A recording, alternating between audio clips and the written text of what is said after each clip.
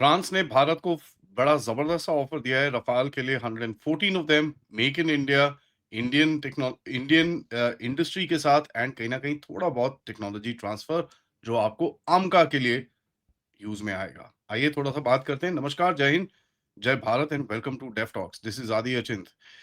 ये बड़ा जबरदस्त सा एक सिचुएशन है जहां पर अभी फ्रांस की तरफ से जो ऑफर आया है, टेक्निकल एंड कमर्शियल रिस्पांस बोलते हैं उसको, 114 जेट्स के लिए जो आया है। रफाल फाइटर्स इंडियन एयरफोर्स के लिए 29 जुलाई को ये जो फ्रांस से प्रपोजल आया है, और कहीं ना कहीं ऑफ कोर्स उसके बाद पूरा ये डिस्कस किया जाएगा। बहुत सारी चीजें हैं इसके अंदर, तो एक एक करके जरा देखते हैं क्या क्या है। इंडस्ट्रियल ब्रेकअप में देखें, दसौर और टाटा के साथ सबसे बड़ा एयरक्राफ्ट मैन्युफैक्चरिंग और फाइनल असेंबली लाइन के ऊपर बात चल रही है। उन्होंने प्रपोजल दिया है कि टाटा ग्रुप के साथ हम फाइनल असेंबली लाइन बनाएंगे और फाइनल वहां पर उनके साथ थोड़ी बहुत मैन्युफैक्चरिंग भी करेंगे। Tata will become potentially a part of Indian industrial partner assembling Rafale fighters in India।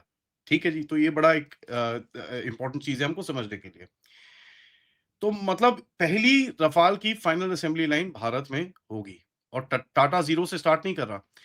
Dassault और टाटा टाटा सिस्टम्स के साथ already 4 production transfer agreements already हो चुके हैं जून 2025 के अंदर, जहां पर रफाल के फ्यूसलाज और दूसरे स्ट्रक्चर्स को मैन्युफैक्चर किया जाएगा भारत में।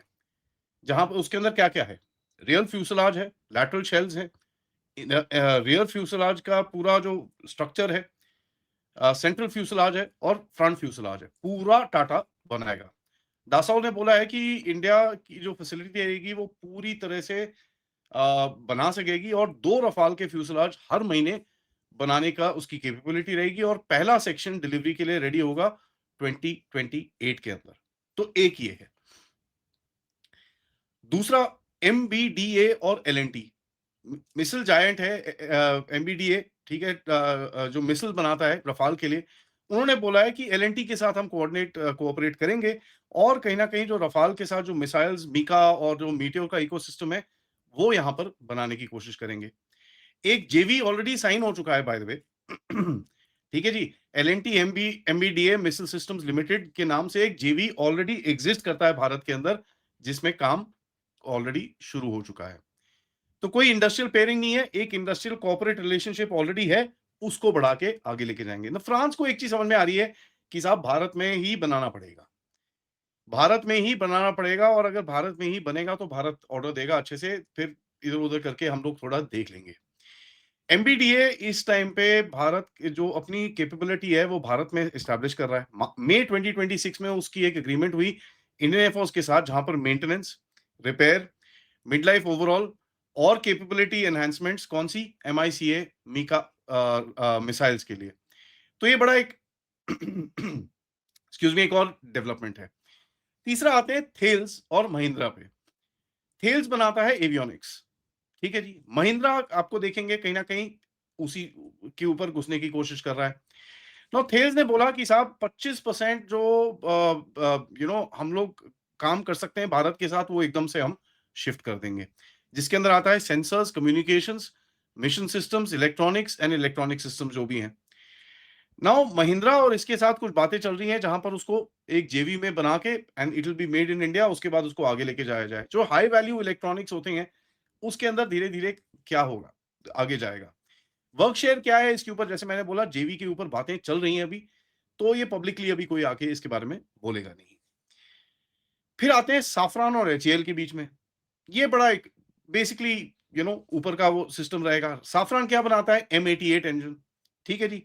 अब M88 इंजन के साथ अगर आप इसको लिंक करें, जो मैंने आपके साथ पथिकृत भाई के साथ सुबह हमने बात करी, जो साफरान जीटीआरई के साथ भी डील है, राइट। साफरान जीटीआरई के साथ जो डील है वो 120 140 किलो न्यूटन के इंजन के लिए 120 में 9 पहले सेट बनेंगे जो आपका आमका के लिए जाएंगे, एंड देन आफ्टर दैट 140 बनेंगे for for the upgrades 140 kilo Newton का। वो डील मोर और लेस आई थिंक 15 तारीख को अनाउंस हो जाएगी, पीएमओ के हाथ में है वो। So that is moving forward, ठीक है। अब ये जो आमका का कनेक्शन है ये बड़ा इंपॉर्टेंट है, क्योंकि यहां पर एक चीज मुझे जो दिख रही है कि देखो साहब ऐसा है, फ्रांस बोल रहा है यार देखो ऐसा है, हम आपको रफाल भी दे देते हैं, हम आपको इंजन के साथ आपके साथ ये को डेवलप भी कर लेंगे, आप एक बड़ा ऑर्डर तो लो यार हमसे, ठीक है। उसके बाद आपको आमका के लिए जो थोड़ी बहुत हेल्प चाहिए, एयरफ्रेम के लिए, फाइट कंट्रोल सिस्टम्स के लिए, कंपोजिट्स के लिए, एवियोनिक्स के लिए, रेडार के लिए, इलेक्ट्रॉनिक वॉरफेयर के लिए, वेपन्स के लिए, क्या-क्या चीजें आपको आपके पास इंडस्ट्री है, उसके अंदर हमको कोई जेवीज करके सेटअप करना है, we are ready to do that. तो गेम क्या है, फ्रांस को पता है यार एयरफोर्स का ये 114 का ऑर्डर तो है ही है।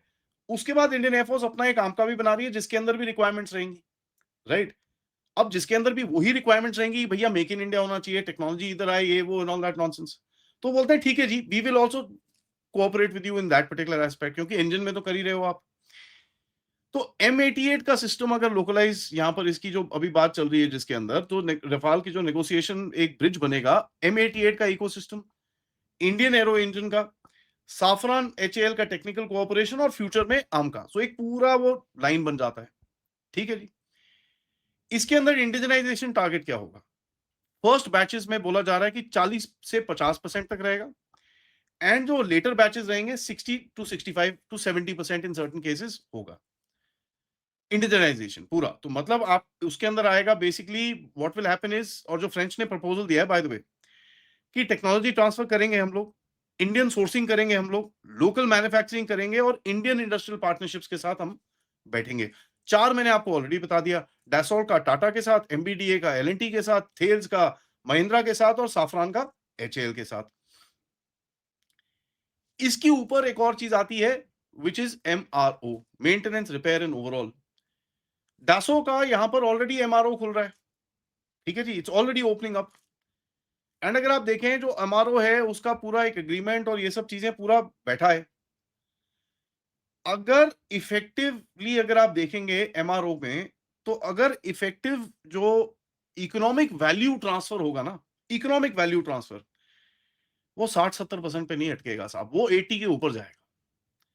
क्योंकि देखिए क्या होता है, इनिशियल बैचेस के अंदर ऑब्वियसली आप काफी सारा पैसा डालोगे तो ये सब चीजें थोड़ा टाइम लगेगा, लेकिन एक फाइटर जेट 30 से 40 साल तक काम करता है।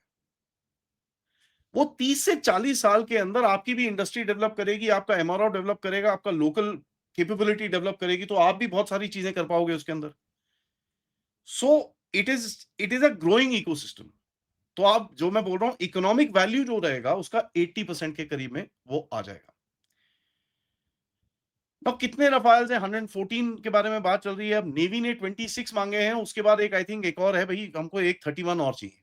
ठीक है, this is what the navy is also said, इनको 2 सीटर्स और सिंगल सीटर्स भी चाहिए, तो करीब करीब 200 के करीब में रफाल्स यहां पर हो जाएगा। ठीक है, अब ये नेवी वाला होता है कि नहीं होता, जो एडिशनल मैं बोल रहा हूं 30-31 का, वो will see after that. Deal value होगी 3,25,000 करोड़। ठीक है जी। एंड इसके ऊपर कहीं ना कहीं बताया जा रहा है कि भाई ऑब्वियसली अब 3,25,000 करोड़ एक बॉल पार्क फिगर है, 30 से 40 बिलियन डॉलर का बॉल पार्क फिगर रहता है ये। तो ये प्राइस और रफाल लेना जो बोलते हैं ना, कई लोग अभी शुरू हो जाएंगे, ओ जी ये प्राइस है, वो दिस इज बेवकूफी, ऐसा प्लीज मत करिएगा, this is not how you figure out, because जब आप इको सिस्टम ट्रांसफर कर रहे हो तो वो इको सिस्टम का कॉस्ट भी आता है आपको। उसके अंदर रफाल 4 का अब जो आपको आएगा, उसके बाद अपग्रेड आएगा।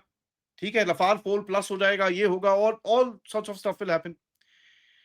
एंड कहीं ना कहीं एक एक और चीज के बारे में बात चल रही है, जो स्पेक्ट्रा इलेक्ट्रॉनिक वॉरफेयर आर्किटेक्चर है, उसके अंदर इंडियन सिस्टम्स को इंटीग्रेट करके हमारे जो फाइटर प्लेन्स हैं उसके अंदर भी डालना है। So there are additionals.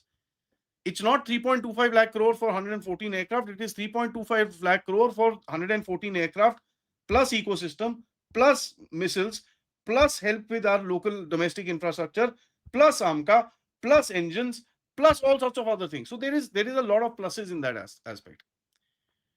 Bharat ने बड़ा क्लियर करा है कि देखिए साहब ऐसा है, हमारी वेपन्स इकोसिस्टम के अंदर ये इट हैज टू हैपन। हमारे वेपन्स इंटीग्रेट करने के लिए आपके पीछे भागना हमको जरूरत नहीं पड़नी चाहिए।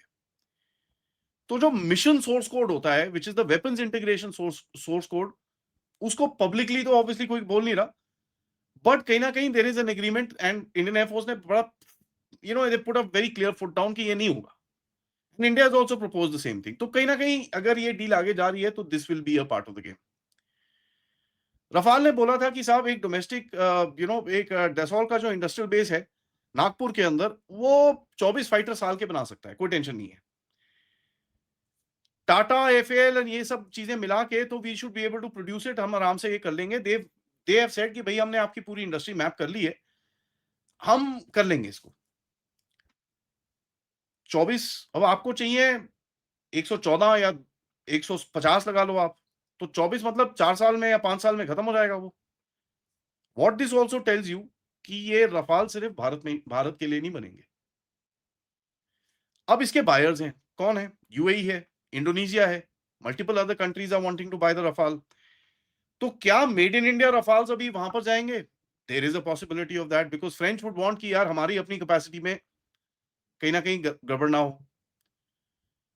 फ्रांस इसमें एग्री करेगा क्योंकि उसकी प्रोडक्शन कैपेसिटी बढ़ जाती है। तो अगर वो 24 जहाज घर में बना सकता है, 24 यहां बना सकता है, he will go to the world end से साहब 50 जहाज साल की मेरी कैपेबिलिटी है, मैं आपको, मेरा अभी ये डिलीवरीज है, मैं आपको ये इतने दे सकता हूं। He gets a edge up, तो उसको बेचने के लिए इजी रहेगा। So it's like a win win sort of a situation, क्योंकि इंडिया इस टाइम पे अटेम्प्ट कर रहा है to acquire the entire industrial infrastructure to build a fighter fleet built on Rafale, which is a huge thing. And इसको आपको थोड़ा सा समझना होगा, because it's not just the fighter programmes,